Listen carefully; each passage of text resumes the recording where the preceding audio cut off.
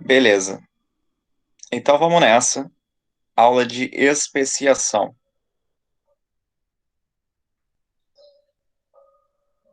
O que seria o termo especiação? É a formação de novas espécies. Beleza? Então, a gente vai chamar isso de especiação. Agora, tudo bem, especiação é a formação de novas espécies, mas o que significa, para eu poder falar sobre especiação, a gente tem que ter muito bem definido o que significa espécies. Será que vocês podem me ajudar?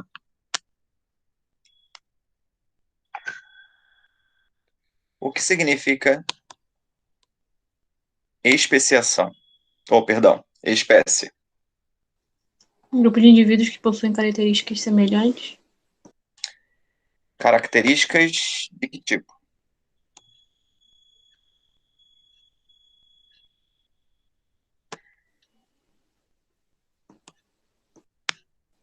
Os fenótipos? Fenotípicos? Eu entendi. É, também, também. Mas será que toda espécie,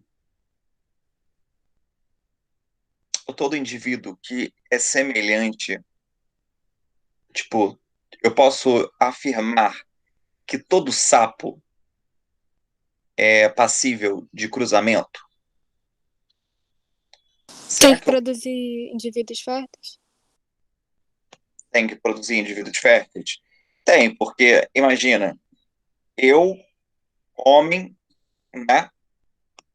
E aí eu sou da espécie humana, ok? E aí eu preciso definir isso como espécie. Mas como é que eu vou definir isso como espécie se eu não tenho capacidade de gerar novos humanos? Né? Se só eu. Se eu sou infértil, eu não posso dar continuidade à minha espécie.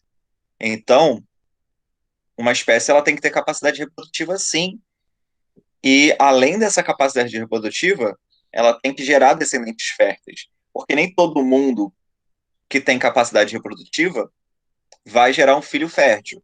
Então, às vezes, você pode gerar um filho infértil, né? E isso não dá continuidade à espécie. Ela passa um degrau, mas ela não dá continuidade.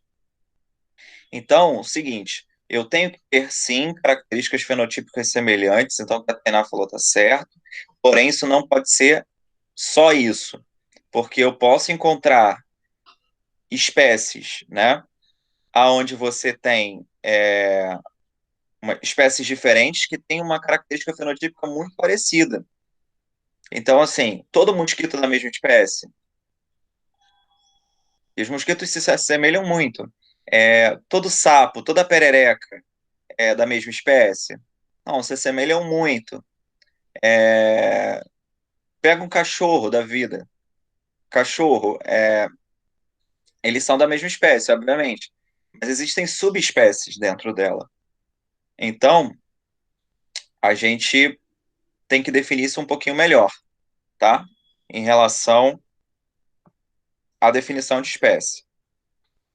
Como é que eu vou definir? Eu vou esperar um pouquinho para poder a gente fazer essa definição com maior clareza.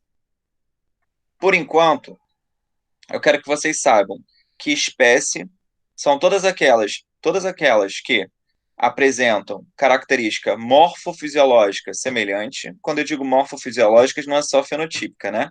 Não é só a estética, mas sim as funções que esse indivíduo possui.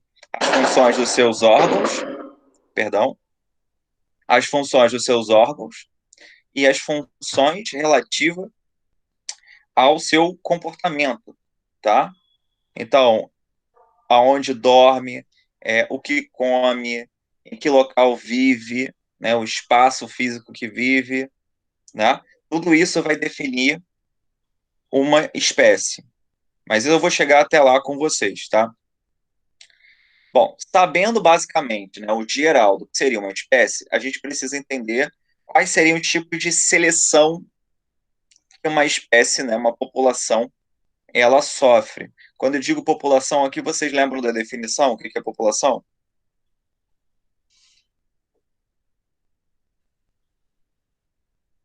Seria conjunto de indivíduos com o mesmo nicho?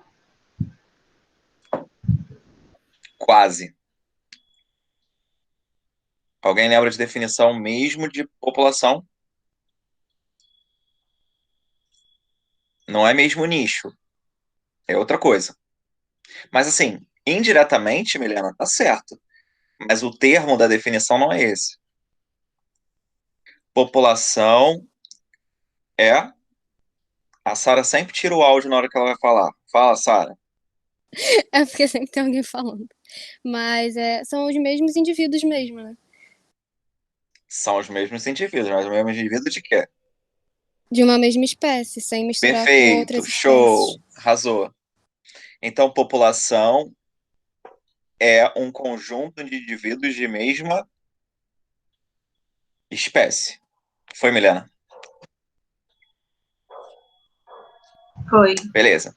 E aí, é isso que eu estou querendo mostrar para vocês aqui. A gente tem tipos de seleção que vai mostrar, então, como que a população se comporta no meio.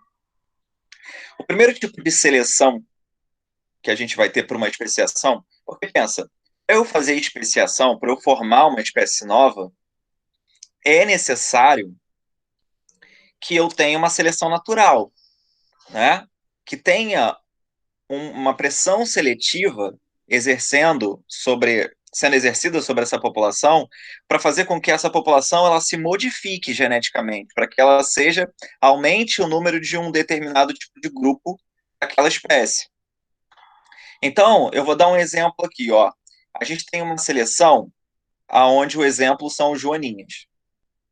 E você tem joaninhas com muitas pintas escuras, ao ponto de chegar praticamente à totalidade escura, e a que quase não tem pintinhas, e ela chega quase à totalidade de clara. Tá? Então são fenótipos diferentes condicionados por genótipos. Repara que na curva normal, né, de predominância, né, fenotípica desses indivíduos, você repara que os fenótipos intermediários dominam. E que os fenótipos extremos, né, os que estão na ponta, eles quase não aparecem na população. Ok? Isso eu cheguei lá e verifiquei isso fazendo um trabalho de campo. Então, fui fazer um trabalho de campo com alguns pesquisadores e observamos isso. Então, você tem essa curva normal lá, tá? Beleza. O que seria uma seleção direcional? A seleção direcional, digamos que você, por algum motivo, tá, comece a criar uma pressão seletiva aonde as joaninhas que têm a coloração mais clara, elas fiquem mais evidentes. Então, digamos que teve uma queimada na floresta, tá cheio de fuligem, e aí as escuras se camuflam melhor do que as claras. Então, as claras ficam mais visíveis aos seus predadores e têm uma maior chance de predação. Logo, a quantidade desses fenótipos na população tendem a diminuir. Então, a curva do extremo inicial diminui e a curva que tende ao extremo final aumenta. Então, você está fazendo uma seleção, né, natural, direcional. Eu estou direcionando um grupo, beneficiando esse grupo em detrimento de outro. Esse exemplo que eu dei para vocês de uma queimada, ele não cai tanto, mas assim, existem uns exemplos aqui que caem direto em prova. Um deles é o melanismo industrial. Vocês lembram o que é isso? Se não lembrar, tudo bem, a gente vai falar de qualquer maneira, tá? Aquela relação das borboletas que tinham asas mais escuras, da indústria, é isso? Exatamente. No caso, eram mariposas, né? E aí você tem mariposas com colorações mais escuras e outras mais claras. E conforme você teve a Revolução Industrial na Inglaterra, você teve a, a, a liberação de muita fuligem, né? Pelas indústrias. E isso deixou essa região que era muito branquinha, né, por conta das baixas temperaturas, por conta da presença de neve em determinado período do ano. Então, as mariposas claras, elas tendiam a ser selecionadas de uma maneira maior, né, do que as escuras, que eram mais predadas. E depois da Revolução Industrial, você percebe, né, nitidamente pelos estudos que foram feitos, o relato de que aparecia muito mais mariposas de coloração escura do que de coloração clara, justamente porque a pressão seletiva foi invertida. Então você fez uma seleção direcional nessa região, que é conhecida como melanismo industrial. Cara, os 3 anos de vestibular que eu fiz, todos eles eu vi melanismo industrial em prova. Não sei se já se cansaram de fazer isso, mas eu vi algumas outras vezes também. Então ela é bem conhecida. A resistência a antibiótico também é um exemplo, né? Então, por que que antibiótico é tão necessário que a gente utilize esse tipo de medicamento num horário específico, né? Num delta T específico?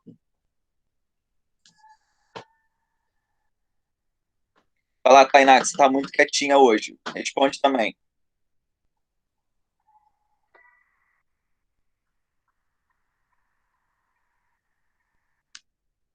Tainá está aí. Tô. Vamos lá, quer me ajudar ou não? Se não quiser também, tudo bem, eu entendo. Eu fico aqui, forever alone. Não, que eu tô pensando, eu não sabia a resposta. Ah, tá, beleza, desculpa. É porque eu não tô vendo aí, não dá pra saber, eu tenho que ficar perturbando, tá? É. Resistência a antibiótico. Vamos lá. Você usa o antibiótico. Vou dar aqui um pontapé inicial. Uso antibiótico é bem perigoso, né? Porque quando você começa a tratar o corpo, né, contra uma bactéria, quem são eliminados primeiros? Primeiro, as bactérias mais fracas ou as mais resistentes?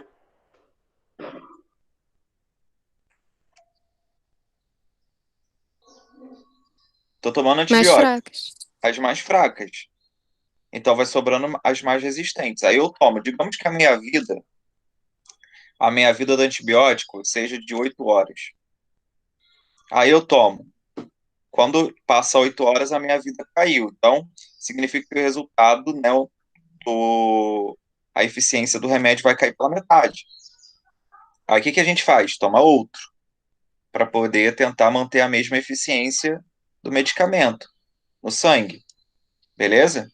Qual o problema se eu uso, o médico prescreve 8 dias e eu uso 3?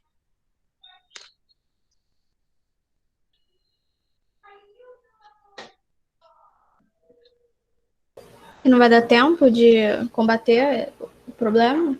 Ou a Não, bactéria? provavelmente não vai dar tempo de matar todas as bactérias, e as bactérias que foram eliminadas serão as mais fracas ou as mais fortes? As mais fracas. Então sobra quem? As mais fortes. Então isso não é um tipo de seleção? Não é uma seleção direcional? Eu estou direcionando, ou seja, eu estou deixando sobreviver somente as mais perigosas. Aí eu vou contar para vocês como é que funciona essa brincadeira. Eu não sei se vocês já passaram por isso na vida, tá? Não, talvez não vocês mesmos, mas uma pessoa próxima. A pessoa começa a tomar um remédio, um antibiótico da vida. Aí, depois de 3, 4 dias, ou no segundo dia, essa pessoa já começa a reparar uma melhora significativa, né, na recuperação contra o problema que ela está tendo. E aí, o que que ela faz? Para de tomar o remédio. Aí para de tomar o remédio porque acha que já está melhor e é melhor não tomar remédio, porque remédio faz mal, então já foi o suficiente para poder passar, então não vai tomar mais. E aí, dias depois, essa pessoa volta a ter os mesmos sintomas e muito provavelmente até piores do que ela tinha antes. E ela não entende o que que aconteceu. Alguém poderia me dizer o que que aconteceu?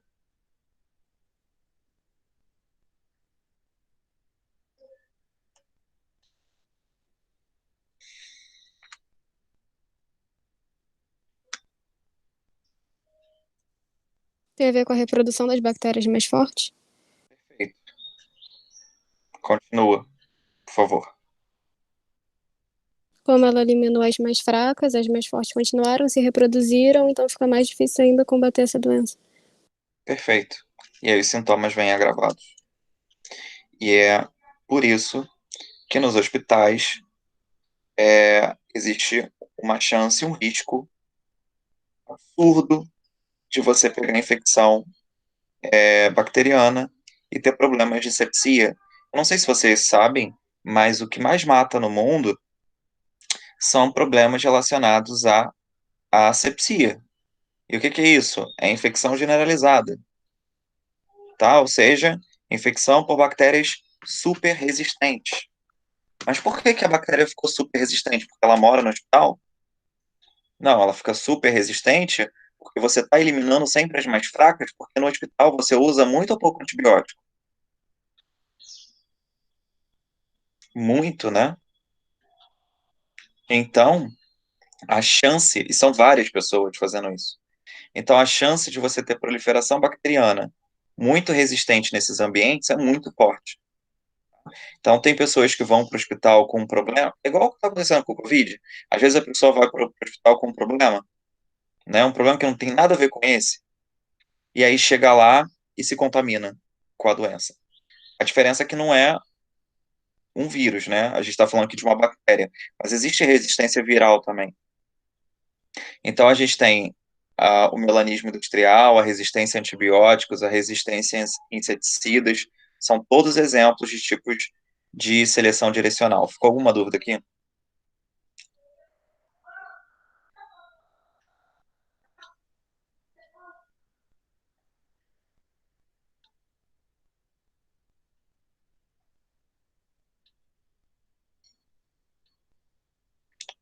Meninas, vocês estão me escutando direito? Tá tudo bem. Tá.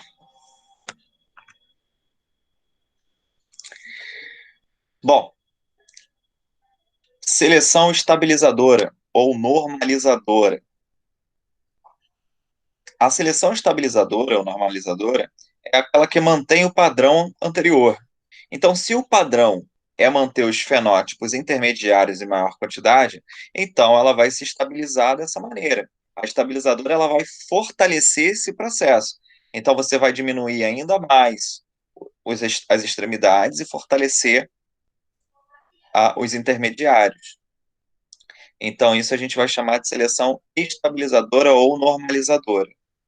É o segundo tipo de seleção que a gente encontra aí no meio, né? São três. Então, a gente viu a direcional, agora a estabilizadora, né? Que vai fortalecer aquilo que já estava acontecendo anteriormente. Ela vai aumentar a média, diminuir as extremidades. E a última é chamada de disruptiva.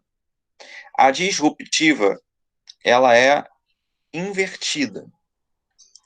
Então, se você tem, né? Eu tenho lá a curva normal, que é onde eu tenho os fenótipos em maior quantidade, os intermediários, e os extremos em pequena quantidade, em pequenas quantidades. A disruptiva, ela faz o quê? Ela inverte os polos. Então, ela vai diminuir os intermediários, tá? E vai aumentar aqueles que estiverem indo para os extremos. Então, eu aumento os laterais e diminuo o central. Então, o que estava grande fica pequeno, o que estava pequeno fica grande. Então, eu inverto o processo. Isso a gente chama de disruptiva. Então, existem esses três tipos de seleção: a direcional, a estabilizadora e a disruptiva.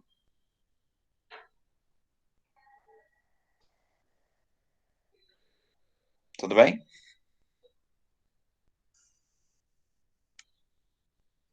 Beleza. Beleza, valeu.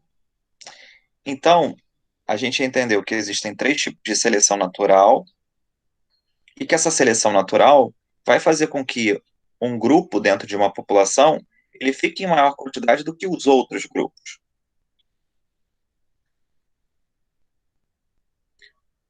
Ok? Isso dentro de uma mesma população, ou seja, eu estou falando de indivíduos de mesma espécie. E aí, volto no conceito de espécie para poder amarrar isso. Então, se a seleção natural, ela faz com que uma população ela seja modificada ao longo do tempo por conta do meio, porque o meio muda, né? Essas mudanças no meio criam uma pressão seletiva diferenciada, e aí você começa a ver que a espécie se comporta de outra maneira, acompanhando a mudança do meio. Isso parece até meio lamarquista, não parece? Porque o meio muda, e aí o indivíduo se adapta ao meio. E a gente vê que o conceito de Lamarck, apesar de ter problemas nesse conceito, porque ele generaliza muito, mas existe um, um grau de verdade ali, né? A gente vai se adaptando, sim, às mudanças do meio, mas a gente vai mudando por conta da seleção natural que diminui, né, determinados indivíduos em detrimento de outros. E aí esses outros que sobram, que sobrevivem, se reproduzem e colocam mais indivíduos daquele tipo no meio, que já nascem adaptados a esse meio, porque ele veio de um parental, né, de pais que conseguiram sobreviver a esse tipo de situação. Então isso é uma coisa muito interessante, tá, para se trabalhar, para se discutir. E aí a gente precisa amarrar esse conceito de espécie. Então, espécies são indivíduos com semelhança morfofisiológica, né, ou seja, funções e estruturas físicas semelhantes, com capacidade de gerar descendentes férteis, e dessa forma ele possui três tipos de unidade. Uma unidade reprodutiva, aonde os membros se cruzam, tá? Cruzam entre si, mas não com outras espécies. Então, ele garante uma unidade reprodutiva. Ele também tem uma unidade ecológica. A unidade ecológica, né, são as características bem definidas em relação ao ambiente que ele ocupa, tá? E a relação dele com as outras espécies ao redor dele. E uma unidade gênica, né, um patrimônio genético característico daquela espécie. Por exemplo, a diferença entre a gente, né, somos da mesma espécie. A diferença da gente é em 0,01%. As diferenças entre as famílias, e quando eu digo família, não é família na definição biológica, não, tá? Família no conceito social. A diferença entre as famílias, tipo a minha família, a família de vocês, é muito baixa. 0,01 é muito pouco. A diferença entre a gente e o chimpanzé é de 0,1%. A diferença entre a gente é de 0,01. Então, é, é óbvio, né, que esse 0,01 existem traços que são bem marcantes. E dá para poder fazer uma análise genética e definir essas regiões que são muito marcantes, que são muito sensíveis, para poder descobrir, por exemplo, fazer um teste de paternidade, né? Dá para você fazer isso, né? Agora, ainda assim, num grau de espécie é muito pouco, tá? Então, isso daqui define, amarra o que é espécie.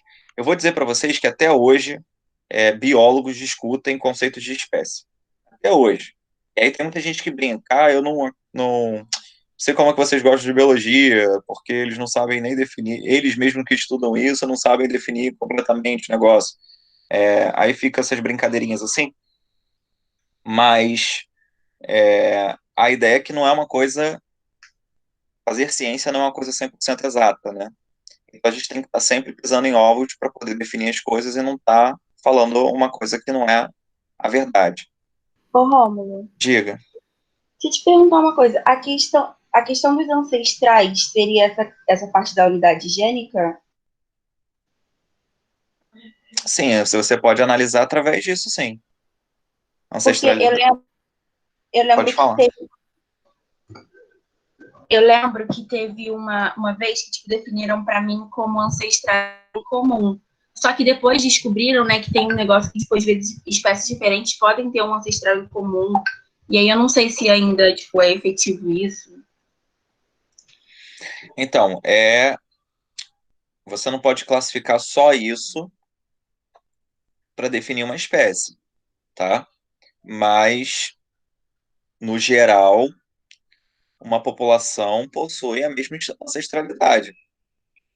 Então, mas essa ancestralidade, ela, a gente vai ver isso em cladogramas, mas assim, em taxonomia também. Mas você pode ter ali uma bifurcação, você pode ter uma divergência irradiativa, você pode ter uma convergência irradiativa. Essas características elas podem ter vindo de uma espécie, não de outra, então você pode compartilhar um ancestral, mas não compartilhar os outros. Então, o que eu quero dizer com isso é que, assim, existe sim, óbvio, um grau de ancestralidade que vai induzir, né, que vai levar à formação de uma espécie. A especiação ela é disso, né? Você tem um cara hoje, tipo, tem um homem hoje, está sofrendo modificações no meio. Um belo dia, um homem, né, nasce um homem diferenciado. Então, eu vou pegar um cara, sei lá, diferente, um cara com síndrome de Down. E aí ele tem um cromossomo a mais lá, mas ele vive de boa, tá? Ele tá ali, ele consegue viver, ele tem filho, né? E aí, tô dando um exemplo hipotético, tá? E aí, conclusão. Digamos que haja uma pressão seletiva, né? ah, que sobre somente pessoas com síndrome de Down. Então você tem uma ancestralidade ali, né? Ou você tem as duas espécies coexistindo. Digamos que seja uma nova espécie um dia, sabe? É um exemplo louco, tá? Pelo amor de Deus. E aí você tem as duas espécies que coabitam, né? Mas que vieram do homem primitivo, que no caso somos nós. Então, isso é um processo de especiação. Compartilha o mesmo ancestral? Compartilha, tá? Mas será que compartilhar os mesmos ancestrais sempre? Aí vai depender. Depois de tantos milhões de anos, como é que vão estar essas duas espécies novas? Quantas vezes elas se modificaram?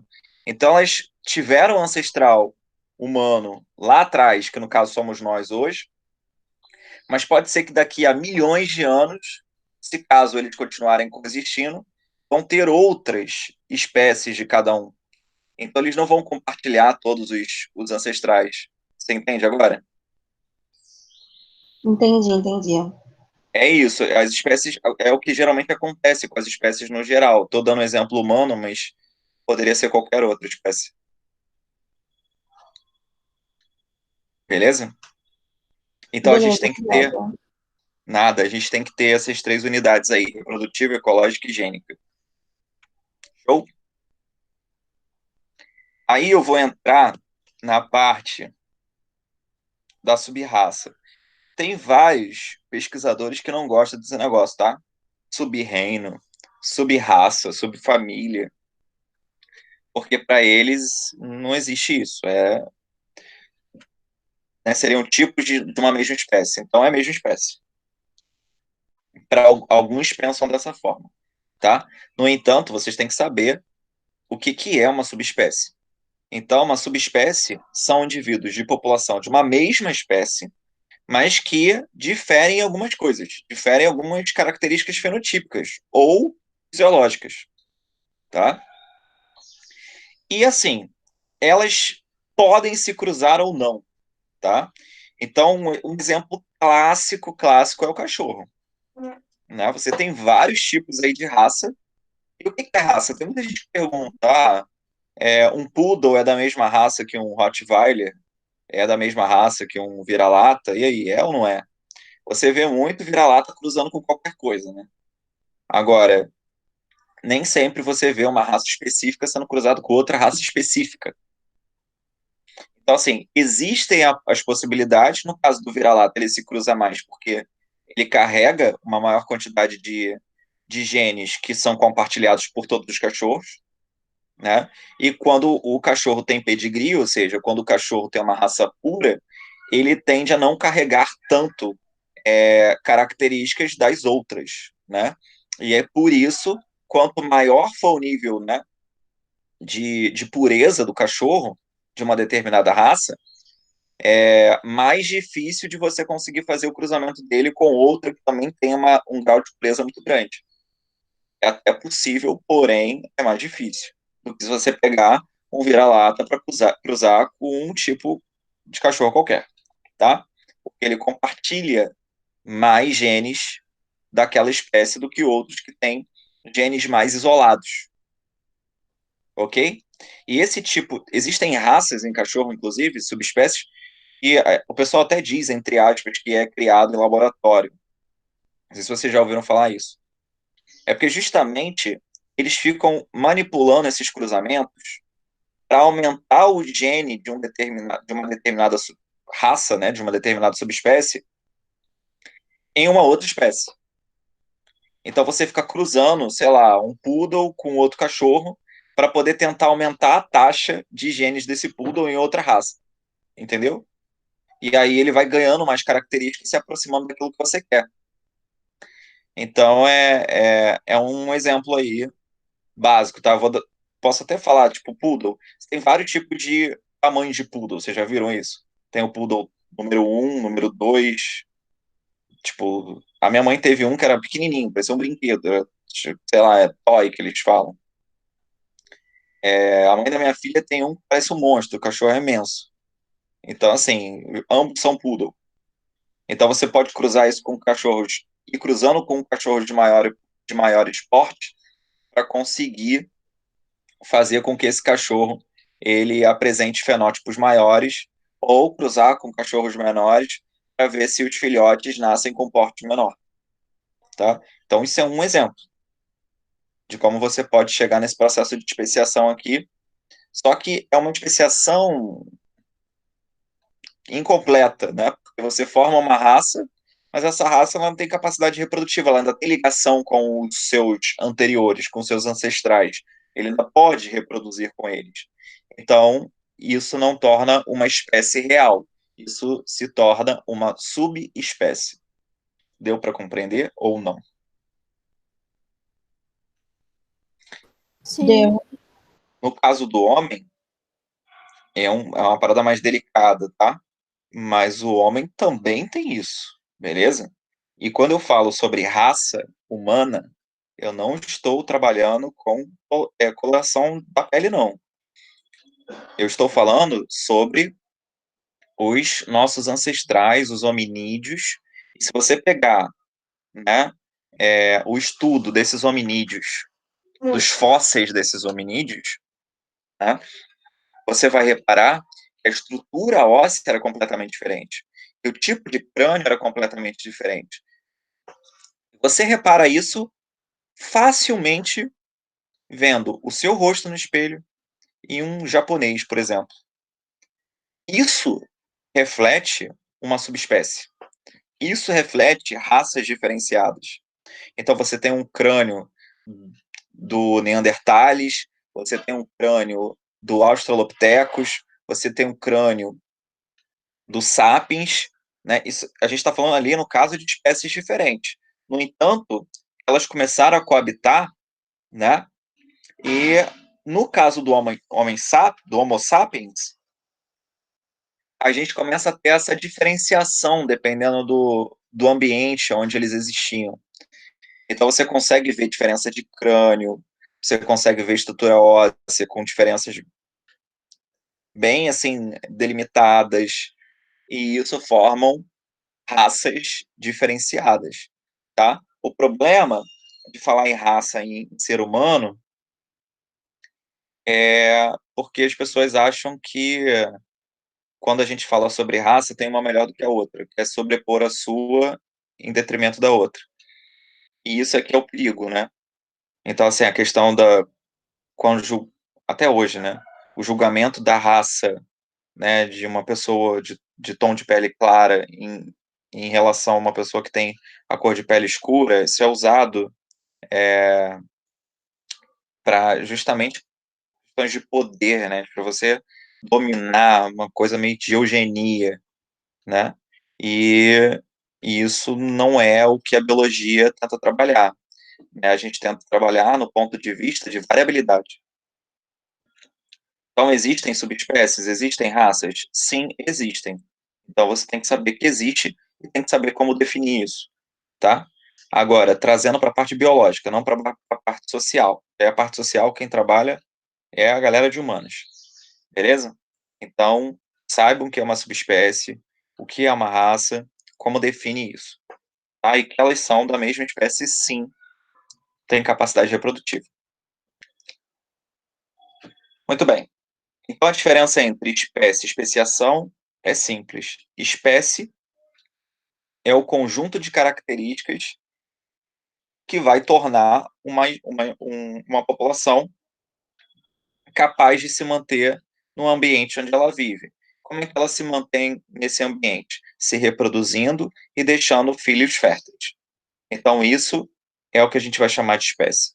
Especiação é a formação de novas espécies a partir de uma população anterior, uma população que a gente vai chamar de ancestral.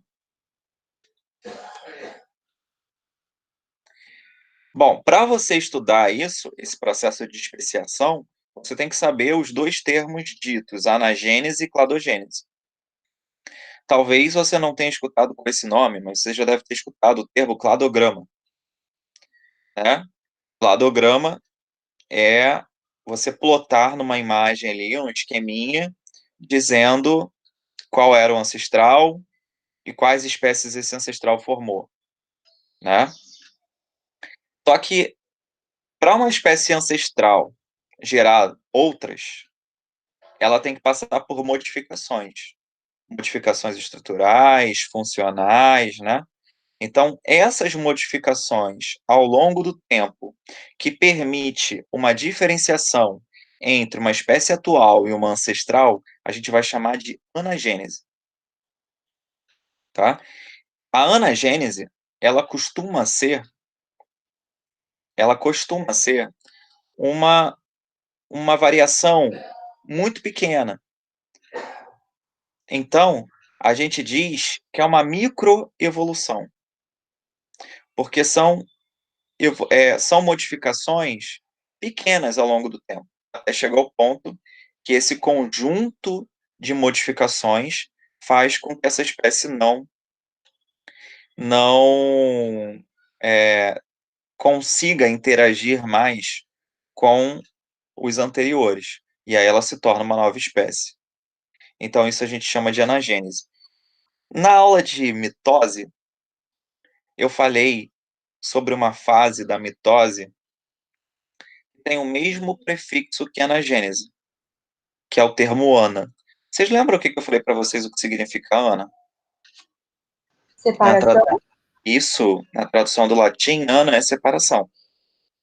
Então, anagênese é a formação, né? Gênese e formação de separações. Ou seja, que separações são essas? Modificações ao longo do tempo que vão separando o grupo anterior, que é o ancestral, com o grupo novo, que é o atual. Então, repara que os termos da biologia, elas estão em locais completamente diferentes. Você estudou comigo na segunda-feira mitose, tinha lá o termo ana, agora você está vendo especiação aqui em ecologia, e o termo ana aparece com outro sentido completamente diferente. A cladogênese é justamente a formação de clados, ou seja, de bifurcações. Então, chega um ponto, né, da anagênese, ou seja, várias modificações, que vão fazer com que duas novas espécies apareçam. Então, a formação de duas espécies a partir de processos de anagênese, a gente vai chamar de cladogênese. Então, eu tenho uma espécie X que sofre várias anagêneses. E aí, chega um ponto que ela bifurca. Ou seja, a espécie Y e Z já não tem mais contato. Então, esse momento é o momento de cladogênese. Tá? Isso é uma macro... Pode falar. No caso da cladogênese, então, quando ocorre a barreira geográfica? Não necessariamente. Pode ser outro tipo de barreira. É porque eu lembro uma questão da UERJ que perguntava se era anagênese ou cladogênese. Aí mostrava as duas espécies, uma em, acho que, continentes diferentes e tinha uma separação pelo mar, assim. Então seria o quê? Então, a gente vai falar sobre isso daqui a pouco. Anagênese e cladogênese é o que eu vou colocar aqui na imagem agora. Depois eu vou falar para vocês os tipos que podem ter, tá? E isso daí que você falou é um dos tipos que eu posso ter de cladogênese. Ah, tá. Obrigada. Então, eu tenho uma espécie, uma borboleta, aqui, uma ancestral, e ela está sofrendo processos de anagênese. Observa aí que a coloração dela está mudando. Isso é um exemplo. Poderia não ser coloração, poderia ser outra coisa.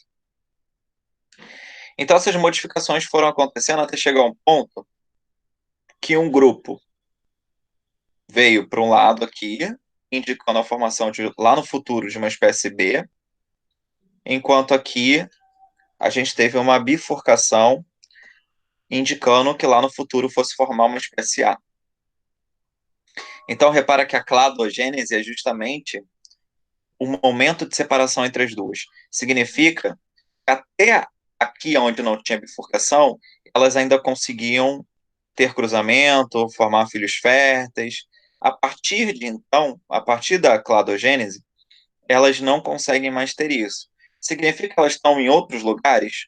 Não, pode ser que elas estejam no mesmo lugar, mas elas não estão mais se reproduzindo, elas não estão mais formando filhos férteis, ou pode se reproduzir e não formar filho fértil, e depois para de se reproduzir, até chegar a um ponto que você vai ter duas espécies diferentes. E repara, depois da cladogênese, elas não param no tempo e ficam, né? Elas continuam sofrendo anagênese.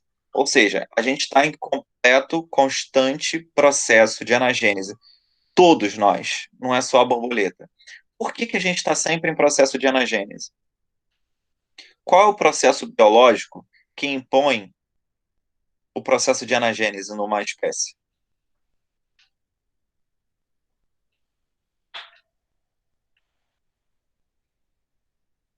A modificação do meio? A modificação do meio. Mas para uma borboleta deixar de ter uma coloração e ter outra, é porque ela está sofrendo o quê? Além da modificação do meio, que vai gerar seleção natural. Uma mutação? Mutação. Perfeito, mutações. É isso aí, arrasaram. Então, a anagênese, ela é constante. Todos nós estamos sofrendo anagênese, tá? Porque a gente tem seleção natural, pressão seletiva do meio, né, por conta dessa seleção, a gente tem mutações. Então, tudo isso faz com que a gente esteja em completa modificação, e aí os grupos, as populações, elas vão variando.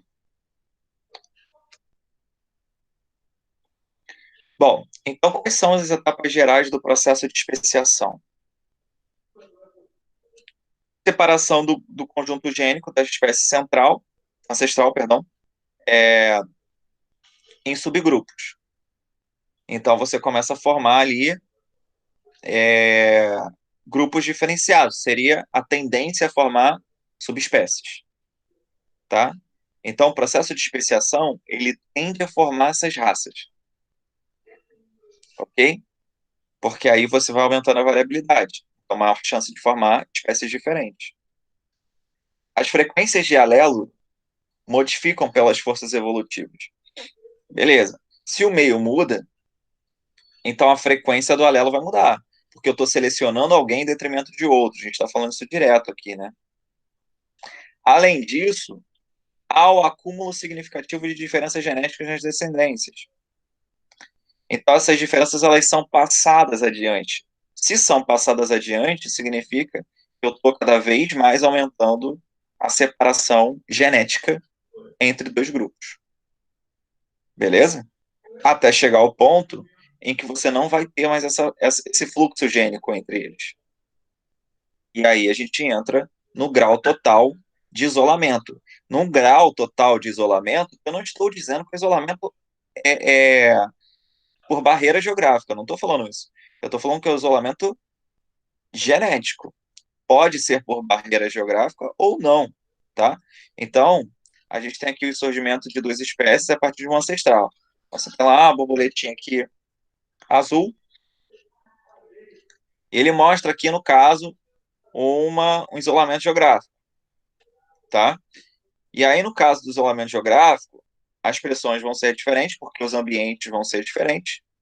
Então, eu começo a formar duas raças diferenciadas, até chegar ao ponto que você vai ter a formação de duas espécies completamente diferentes. Eu fazia estudo sobre isso. Bom, Pode falar. desculpa. Isso, Nada. então, isso aí seria cladogênese por alopatria? Perfeito. A cladogênese seria justamente essas duas setas iniciais aqui, tá? A anagênese seria essas setas laterais. Isso seria um processo de alopatria, sim, tá? Uma especiação por alopatria. Para quem não está entendendo o que a gente está falando aqui, a especiação feita por alopatria, ela é quando envolve um isolamento geográfico. Então, se o que levou à especiação foi uma barreira, que barreira é essa? Pode ser uma inundação, pode ser um desmatamento que isolou duas partes da floresta, pode ser um movimento tectônico que criou uma barreira física, né? Digamos que, sei lá, você tem um vale que foi criado ali por conta da interrupção de um meio com o outro. Enfim, pode ser a formação de uma ilha. Então, ilha, você tem um isolamento geográfico do continente. Isso tudo é especiação por alopatria. Beleza? Mas a gente vai falar disso ainda. Beleza, obrigada. Então, ó, já falando aí, né, respondendo a Milena, quais são né, como surgem as novas espécies? Existem três tipos de especiação. A alopátrica, que a gente acabou de falar aqui, né? Tem a parapátrica, que é tipo um tipo de alopátrica, tá? A gente diz que existem três, mas você vai ver que a parapátrica, ela é muito próxima da alopátrica. Vou explicar o porquê. Mas é uma diferente. E tem a simpátrica. Então, vamos lá. A alopátrica já foi vista, então é mais aqui para recapitular. Então, quando você tem uma separação geográfica de uma população, isso é uma barreira. Então, essa barreira, ela tende a fazer com que o processo de anagênese da população do continente, no caso aí do exemplo que eu dei, ela seja diferente do processo de anagênese da mesma população, só que está na ilha, né? Ou, sei lá, um lado do rio e outro lado do rio, a população foi separada, então, né? E, e aí o processo de anagênese vai ser diferente. Então, isso vai levar a um processo de especiação alopátrica ao longo do tempo, porque a anagênese não vai ser igual. Tá? A alopátrica tende a ser a que mais acontece no ambiente. Tá? Ela predomina. E por isso, inclusive, ela é que mais cai em prova. Aí a gente tem aqui um exemplo clássico, essa imagem sempre aparece em algum lugar. Então você tem ali, ó, um isolamento geográfico, né, você está vendo aqui, existe um espaço separando uma mesma população,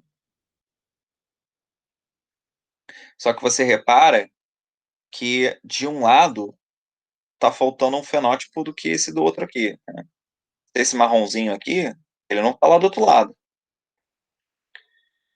Então, né, tudo indica aqui que é uma ave, né? Tem vários biquinhos aqui. Então, não tem esse. E depois de um determinado tempo, você repara que ele foi selecionado positivamente e que lá no outro você tem um grupo que nem tem o mesmo fenótipo dos anteriores, do ancestral, né? Tipo, ficaram mais claros.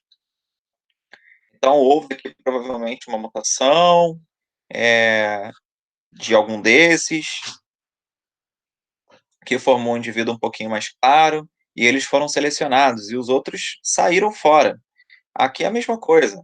O marronzinho, ó, ele veio provavelmente do cruzamento de um cinza com preto, não sei, e aí ele surgiu, e ele que ficou aí, ele que dominou, tá? Na verdade, não é nem ele, né? É algo depois dele, porque se você reparar, esse daqui, ele é diferente desse daqui, né? Ele tende a ter uma coloração parecida, mas o bico é diferente, as perninhas ali, né, são diferentes. Então, quem começou isso foi o isolamento reprodutivo, para poder fazer com que você tenha duas coisas diferentes. Agora, esse daqui é diferente desse por conta de processos de diversificação gênica, variabilidade genética causada por mutações, recombinações gênicas. Então, é isso que acontece. Tá? Então, a separação alopátrica faz com que você tenha dois grupos diferenciados. E a recombinação e a mutação faz com que você tenha diferença no mesmo local. Tá? Então, a gente chama de especiação alopátrica a diferença por conta do isolamento geográfico. Ficou claro isso? Rômulo, Fala. como exemplo desse isolamento reprodutivo, eu posso ter um assoreamento de um rio ou de um corpo hídrico? Pode sim. Mas aí você tem que ter um assoreamento total, tá? Digamos assim, a Baía de Guanabara, ela tem um assoreamento absurdo, mas não chegou ao ponto de você separar um lado da Bahia com o outro. Você dificulta. Mas você não chegou ao ponto de isolar totalmente um lado de outro da Bahia.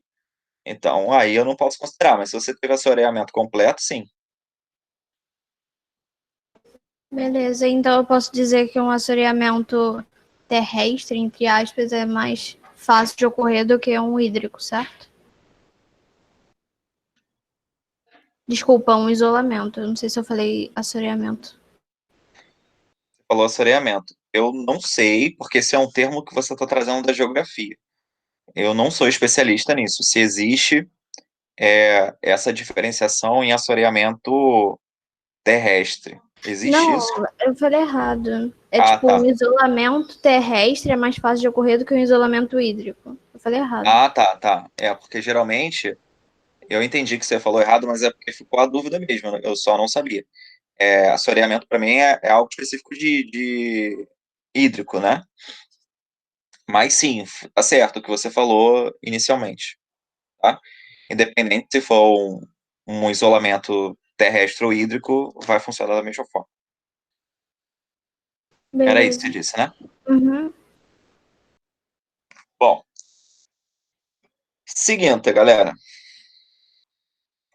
Existe um negócio aqui interessante que já caiu muito em vestibular, chamado de deriva gênica, também chamado de efeito gargalo de garrafa, que você tem uma população com fenótipos diferenciados em quantidades diferenciadas.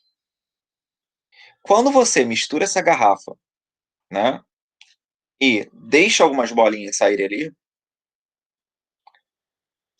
você não tem ali, não tem como mensurar de fato a proporção de bolinhas que vão sair.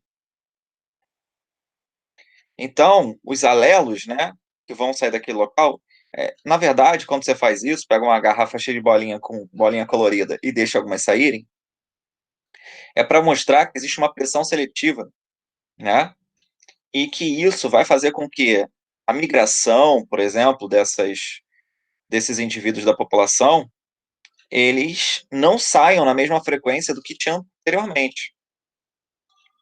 Então, repara que eu tinha, por exemplo, ali, um monte de bola branca, e no final do processo aí da deriva gênica, você vê que saiu bastante azul e uma amarela.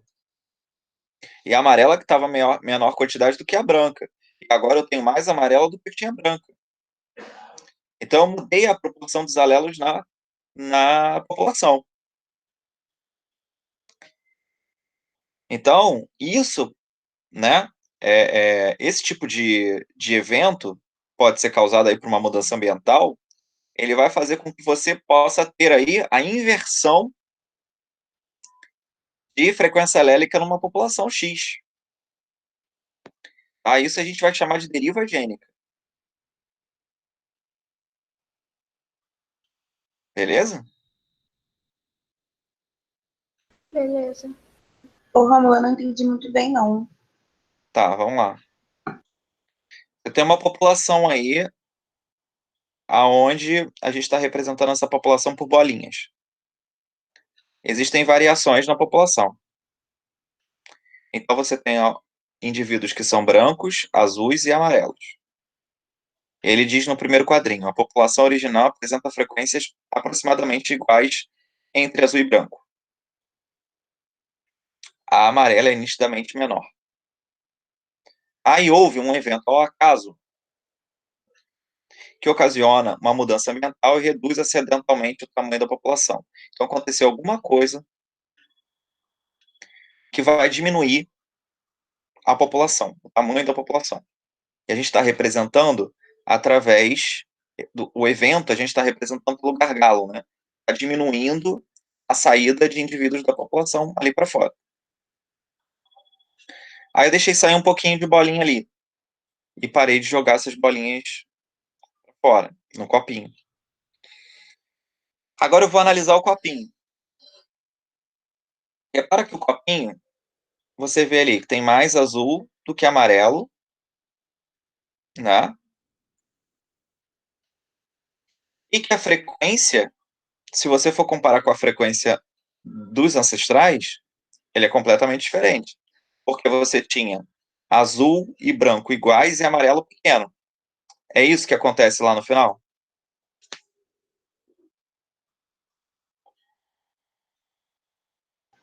Não. Não. Então agora você tem mais azuis, eles vão se reproduzir gerando mais azuis. E você tem amarelo, né? E você tem um só ali. Então pode ser que ele nem continue vingando, porque não tem outro dele. Ou pode ser que ele interaja com um azul e gere uma outra cor. Então a frequência já não é mais a mesma do passado. Então isso a gente vai chamar de deriva gênica. Sempre que houver um evento, uma mudança ambiental, alguma coisa que aconteça, que a população seja reduzida de uma maneira, ou uma migração, ou, sei lá, uma doença, isso faz com que aqueles que sobrem formem populações com uma quantidade de alélos diferenciadas. Deu para entender ou não? Só um minutinho, deixa eu ver só se a Milena pegou ou se ainda não, para eu poder tentar explicar de maneira diferente. Então, tipo assim, o gargalo da garrafa seria tipo um processo de seleção, tipo desmatamento da Amazônia. Aí houve o processo de desmatamento, aí matou diversas espécies e sobraram só algumas. Aí essas Isso. espécies vão se reproduzir entre si e trazer novas frequências alélicas. Seria isso? É isso, Milena. Você tocou num ponto lindo. Você tocou num ponto lindo. É assim, olha só. Vou aproveitar o teu exemplo, tá? Desmatou a Amazônia. Aí você perdeu uma porrada de indivíduos. Aí vem lá o Rock in Rio e pede para você pagar R$ 10 para poder reflorestar a Amazônia. Aí você vai e refloresta a Amazônia. A proporção de espécies daqui a, sei lá, 100 anos, tá? Esperando que a sucessão ecológica aconteça e tal, que as espécies voltem, a proporção desses indivíduos e a variabilidade desses indivíduos vai ser a mesma do que antes do que aconteceu o desmatamento? Não.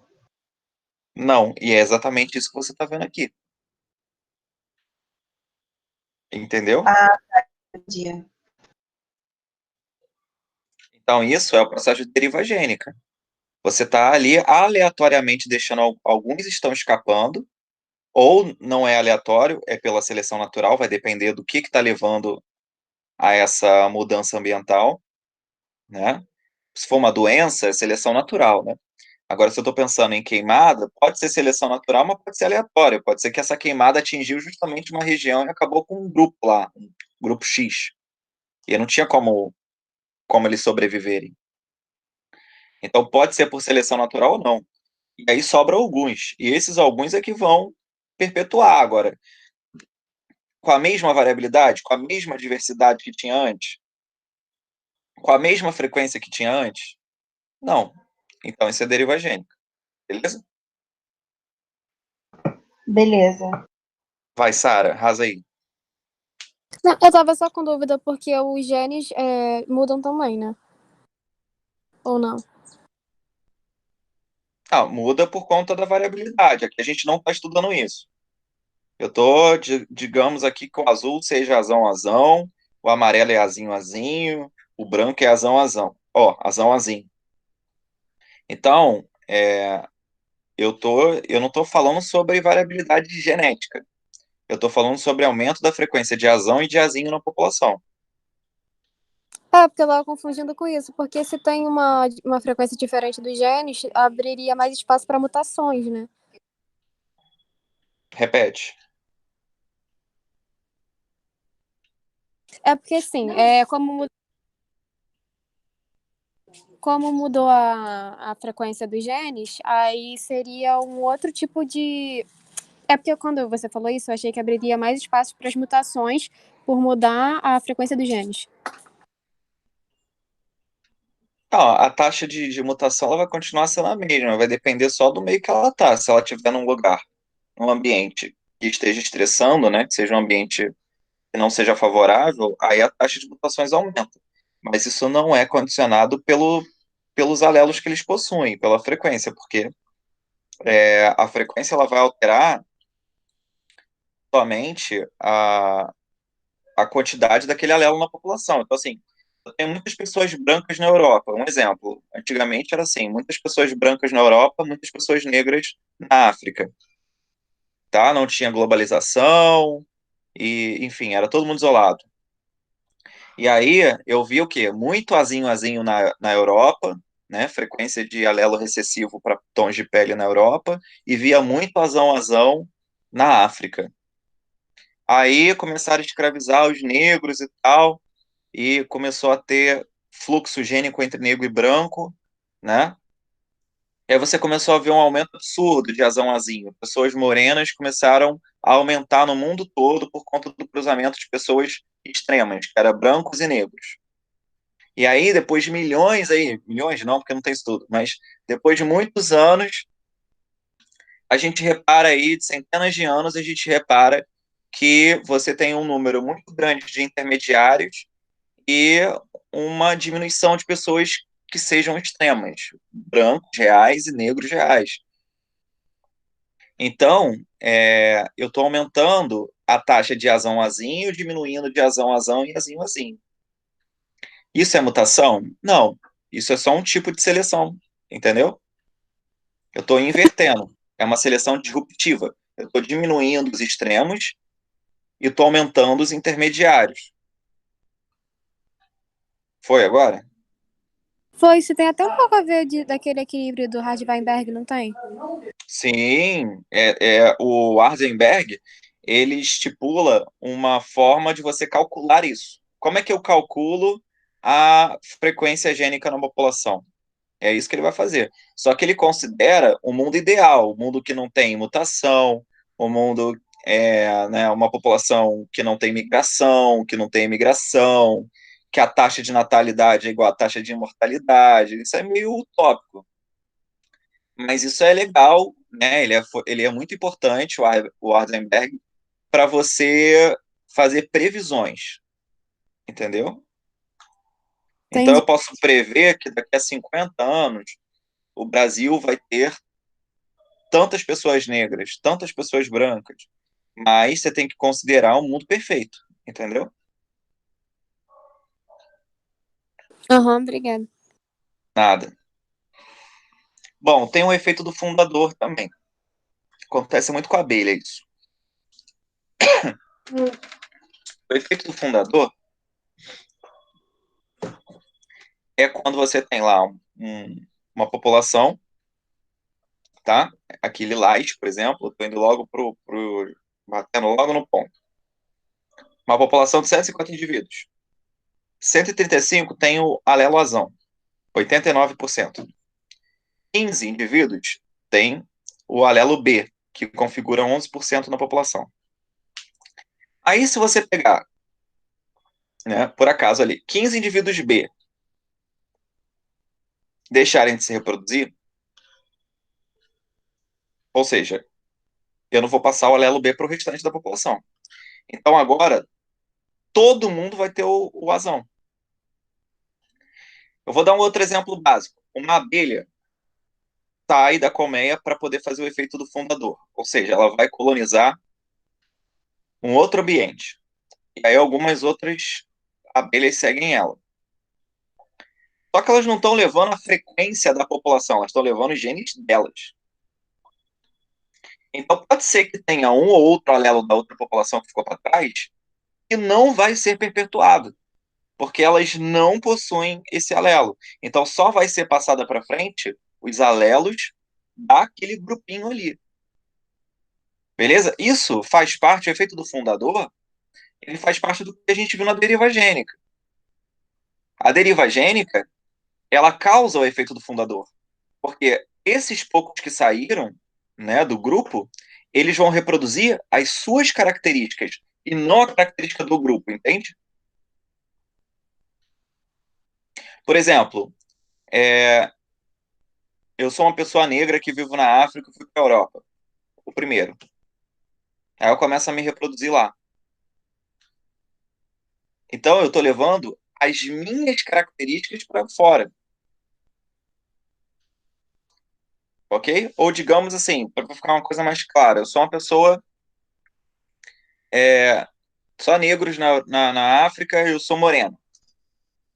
Eu estou em pequenas quantidades na África. Eu vou para uma nova região, começa a formar filhos nessa nova região, a tendência é que eu forme pessoas iguais a mim. Então, essa população ela vai ter muitas pessoas morenas, diferente do que você verificava no grupo anterior, aonde eu estava em menor concentração, eu estava em menor quantidade. Então, isso a gente chama de efeito do fundador. Quando o cara sai e perpetua aquele gene específico dele ou daquele grupinho dele.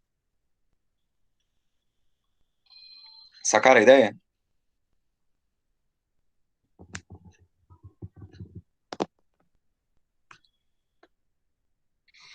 Sim ou não, para eu poder continuar?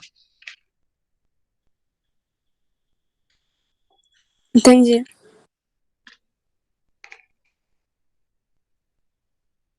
Bom, essa parte fala sobre órgãos homólogos e análogos. Eu tenho que falar disso primeiro para poder entender o que está acontecendo aqui. Órgão homólogo é aquele órgão aonde duas espécies diferentes tiveram esse órgão formado por uma mesma ancestralidade.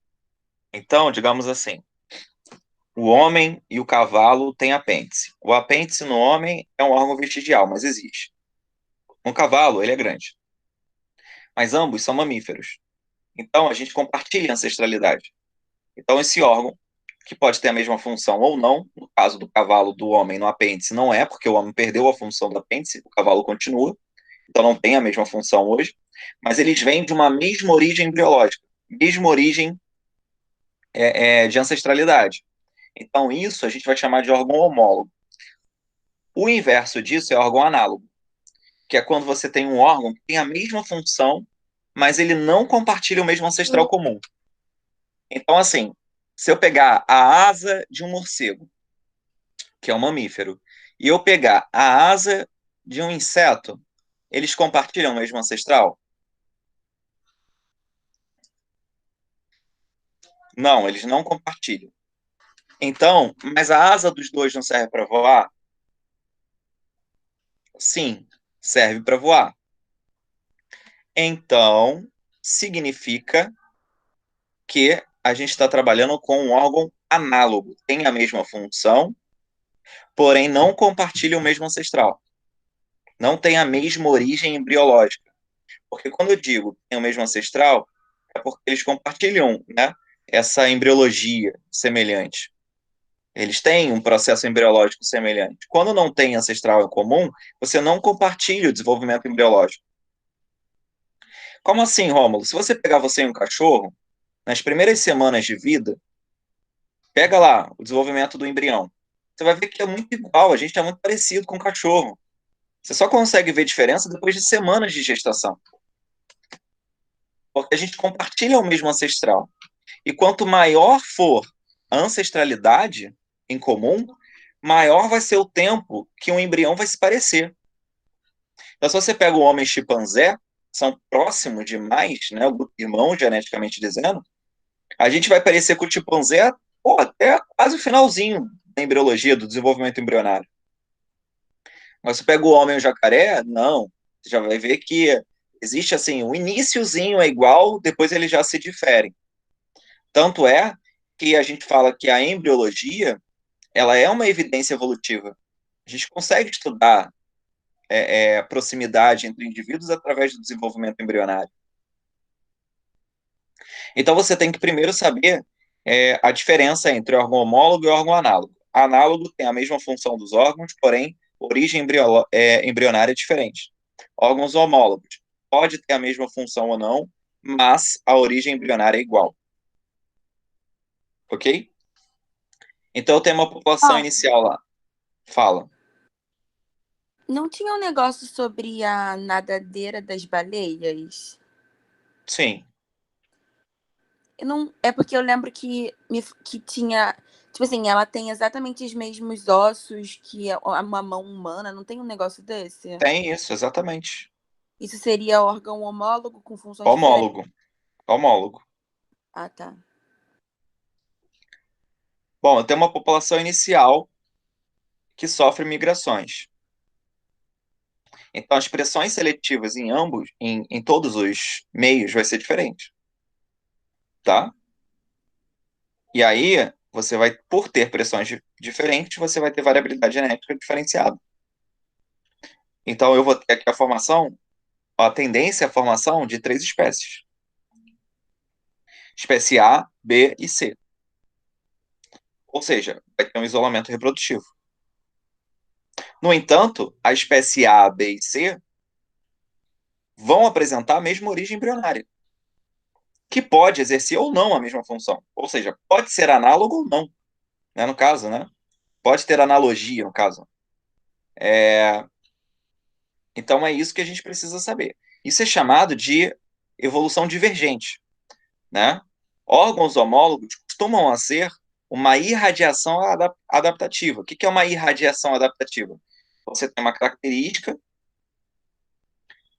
que está tendendo a formar novas espécies, está sofrendo especiação. Então, ela está indo para outros grupos, mas ela veio de um grupo só. Ela veio de uma população inicial e você, depois que agora, vê que ela está em 3 populações diferenciadas. Então, ela era da população 0, digamos, e agora ela está na A, na B e na C. Então, são órgãos homólogos. Pode exercer a mesma função? Pode ser que sim, pode ser que não sei. Tá? Então, repare que a especiação ela também tem a ver com a questão da irradiação adaptativa. Existe também a convergência adaptativa. Mas aí, no caso da convergência adaptativa, é o inverso. É quando você tem espécies diferentes, né, que possuem um órgão com a mesma função, mas não tem origem embrionária igual. E aí a gente chama de convergência adaptativa. Tipo, a asa do morcego e a asa do inseto não é igual embriologicamente dizendo, mas tem a mesma função de voar. Então, isso é uma convergência adaptativa. Tá? É o inverso disso daqui que a gente viu, ok?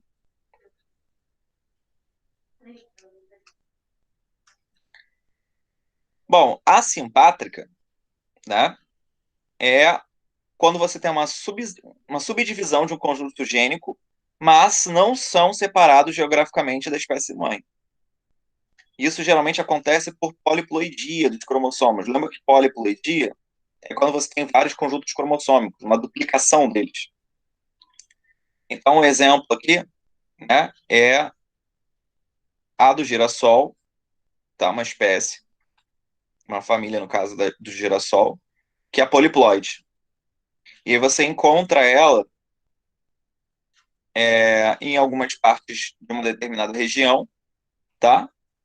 Então, ou seja, ela não saiu, ela não está tão distante da espécie mãe,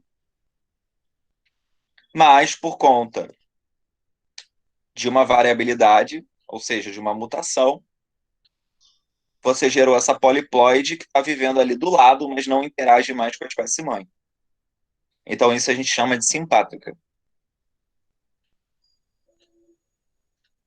No caso da parapátrica, a definição é igual. No entanto, o que você encontra na parapátrica é que você tem nichos diferentes dentro de uma mesma área. Então, elas param de interagir porque elas começam a possuir nichos diferenciados. Por isso, a gente diz que a parapátrica ela é um tipo de alopátrica. Tá? E aí, por você ter nichos diferenciados, mesmo não tendo uma barreira física, elas não interagem mais. E aí, as pressões seletivas, por conta dos nichos serem separados, elas vão fazer com que você tenha um não fluxo mais dos genes. Essa imagem ela é bem comum aí, ela aparece bastante para a gente. Só um minuto. Essa imagem ela é bem conhecida, né?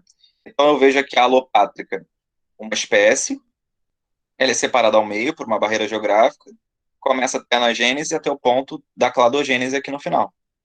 A parapátrica, eu tenho uma espécie, uma população, aí os nichos se separam, mas elas continuam no mesmo lugar, aí começa a rolar a anagênese até o ponto que rola a cladogênese. E a simpátrica, você teve uma variabilidade genética por mutação no mesmo ambiente, e isso faz com que você já tenha de cara duas espécies diferenciadas aqui. Então tem as três tipos. Três tipos: alopátrica, parapátrica e simpátrica.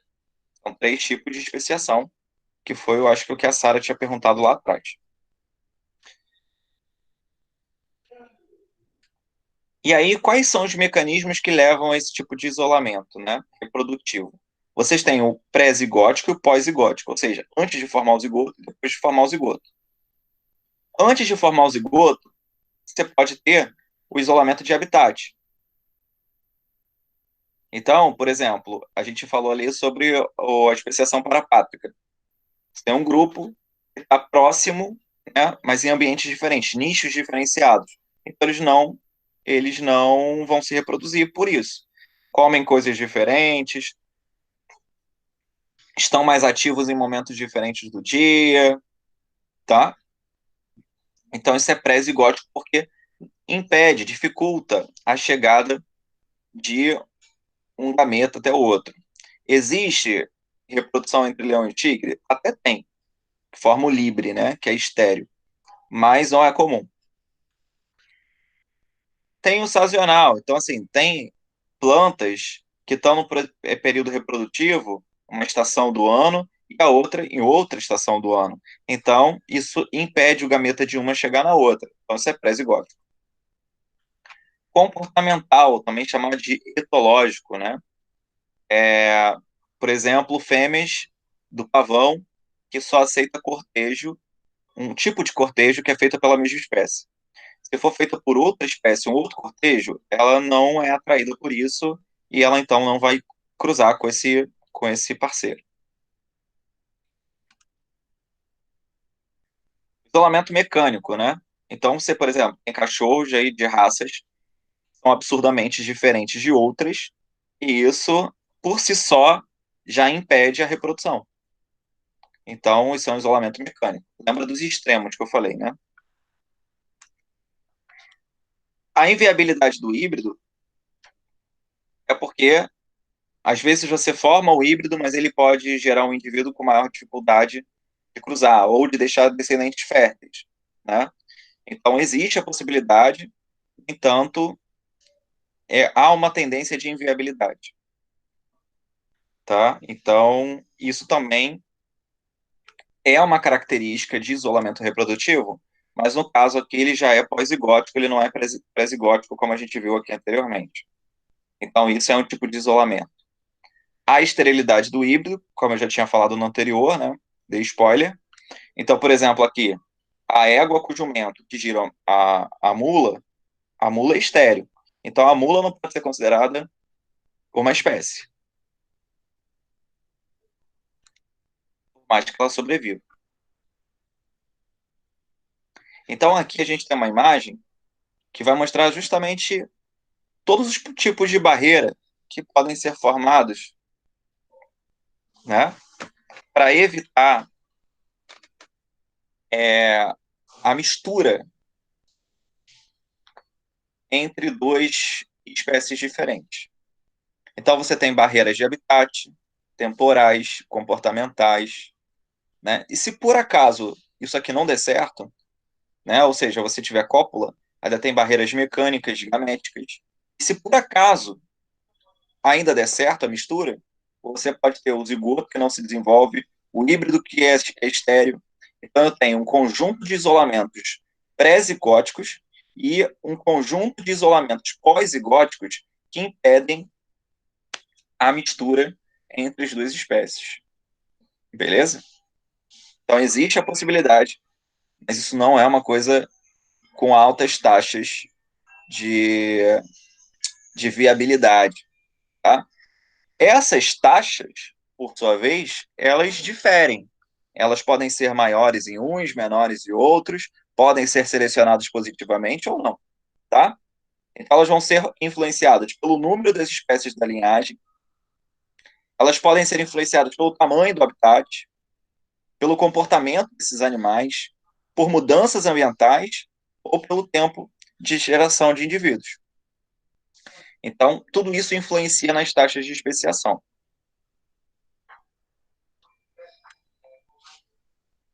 Bom, e qual o significado da especiação? A especiação é o resultado do processo evolutivo, né? Então, a especiação, depois dos milhões de anos de modificações do nosso planeta, é uma maneira que as espécies encontram, ao longo do tempo, de se adaptar a essas modificações, através dessas mudanças que vão sendo graduais. Então, as espécies, elas não são, a especiação, ela demonstra para a gente que não somos, enquanto população, imutáveis. Nós somos mutáveis. Nosso grupo, ele está de acordo com as mudanças que estão no meio. Beleza? Agora, isso significa que a gente se adapta? Significa lamarquismo? Não. Significa que, ao longo do processo reprodutivo, os nossos filhos tendem a sempre sofrer novas pressões seletivas, só que garantindo já, né, aquela carga genética que a gente carrega. Nós somos a seleção natural do nosso meio, porque estamos vivos, né, e conseguindo sobreviver no mundo atual. E os nossos filhos tenderão a vir, né, com cargas genéticas para que eles sobrevivam a esse mundo que eles estão chegando agora e consigam fazer as mesmas coisas com seus filhos e assim por diante. Daqui a centenas de anos, pode ser que esses nossos filhos, netos, etc., que eles tenham uma carga genética bem diferente da nossa. Assim como a gente tem uma carga muito diferente do Dom Pedro I, né? Porque há um processo de anagênese ao longo na nossa espécie que não para, até a formação de novas espécies que a gente nunca sabe o que vai vir pela frente. Então, essa é a importância de olhar para trás para ter uma ideia do que está acontecendo agora e tentar projetar o que provavelmente vai acontecer no futuro. Então, essa é a importância da aula de hoje. É uma aula que envolve ecologia, reprodução, evolução e taxonomia.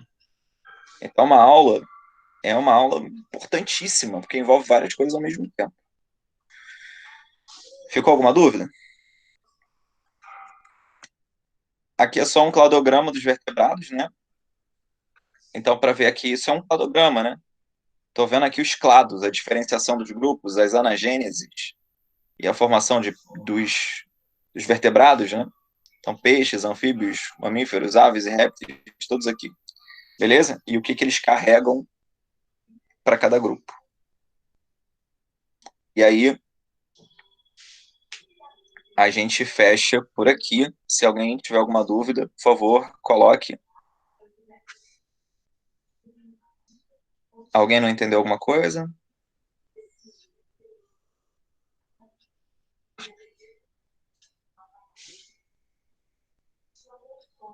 Esses exercícios estão na apostila já desse mês também? Desse mês. Desse mês que eu quero dizer, não. Tá na apostila que você já tem. Do mês de maio mesmo. Não é de junho, não. Ah, beleza, então. Beleza? E o de mitose eu já coloquei. Então, só esperar agora a próxima apostila chegar para vocês terem os exercícios reais aí de divisão celular. Por enquanto, fiquem com esse de mitose. Semana que vem eu passo um de meiose, só para vocês conseguirem fazer exercícios e fixar a matéria aí. Beleza? Tá bom. Qualquer dúvida, galera, você pode chamar para a gente poder conversar lá pelo WhatsApp sem problema nenhum, tá bom?